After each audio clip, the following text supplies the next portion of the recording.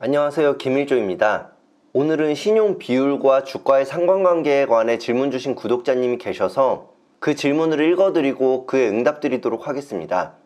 일조님, 주식의 신용 비율이 높으면 주식은 크게 하락하는 것 같은데 신용 비율에 대해서 다뤄주실 수 있나요?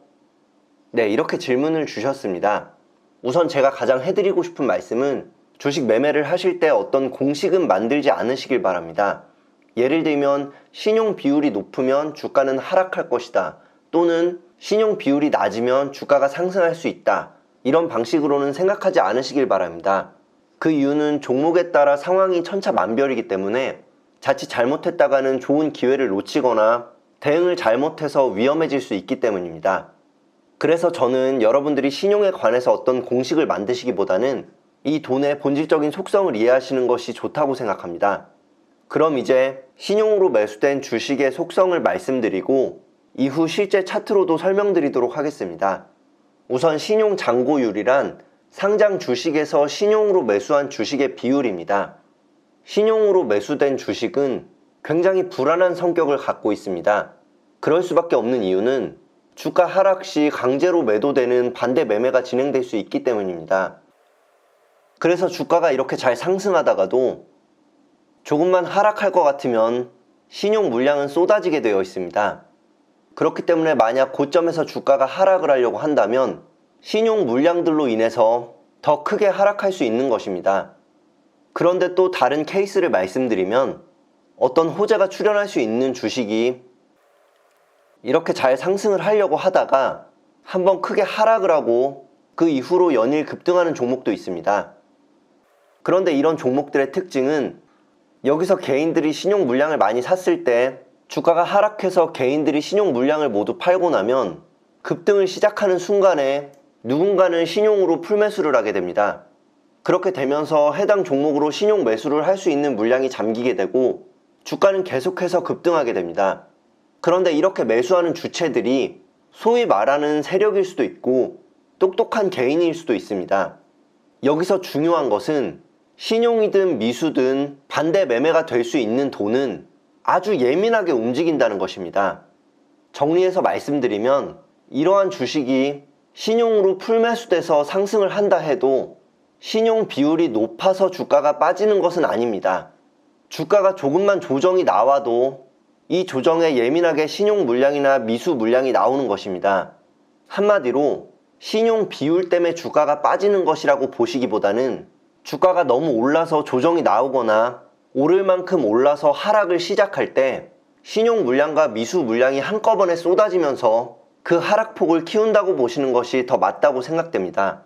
그리고 또 신용 물량에 대한 본질적인 말씀을 드리면 신용으로 들어온 돈은 마지막으로 들어온 돈입니다. 쉽게 말씀드리면 시장 참여자들이 어떤 종목이 오를 것이라고 예상한다면 다수가 꾸준히 매수하면서 해당 종목은 꾸준히 상승하게 될 것입니다. 그런데 신용 물량은 내가 현금으로 물량을 샀는데 플러스 알파로 더 살 수 있게 해주는 것입니다. 한마디로 이렇게 들어온 사람들이 많으면 많을수록 이 종목으로 들어올 돈이 그만큼 줄어드는 것과 같습니다. 하지만 그래도 여기서 본질적으로 가장 중요한 것은 해당 종목의 재료입니다. 해당 종목이 정말 엄청난 호재가 있다면 그 호재들을 계속 받으면서 주가는 2차, 3차 랠리를 할 수 있을 것입니다. 그런데 그러한 특수한 상황이 아니라면 결국 신용이라는 예민한 돈이 많을수록 주가가 조금만 조정을 받아도 물량이 크게 쏟아질 수 있고 이것은 주가 하락으로 이어질 수 있는 것입니다. 그리고 또 한 가지는 주가가 이렇게 크게 급등을 한다면 이 종목은 투자 주의 종목으로 지정될 수가 있습니다. 그렇게 되면 5거래일 동안 신용 매수가 제한되고 그만큼의 매수세가 못 들어오게 되는 것입니다. 주가가 상승하기 위해서는 꾸준히 매수세가 유입돼야 되는데 투자 주의로 이렇게 신용 매수가 제한되게 되면 그만큼의 상승 동력이 없어지는 것도 맞습니다. 이렇게 된다면 신용 물량을 팔 수는 있어도 살 수는 없게 되기 때문에 자연스럽게 신용 비율은 떨어지게 됩니다. 그런데 그렇게 고점에서 신용 비율이 낮아졌다고 해서 이 종목이 하락할 가능성도 낮아진 것은 아닙니다. 그래서 우리는 신용 비율을 참고는 하되 말 그대로 참고만 하고 주가 흐름에 예민하게 대응하는 것이 더 맞다고 생각됩니다.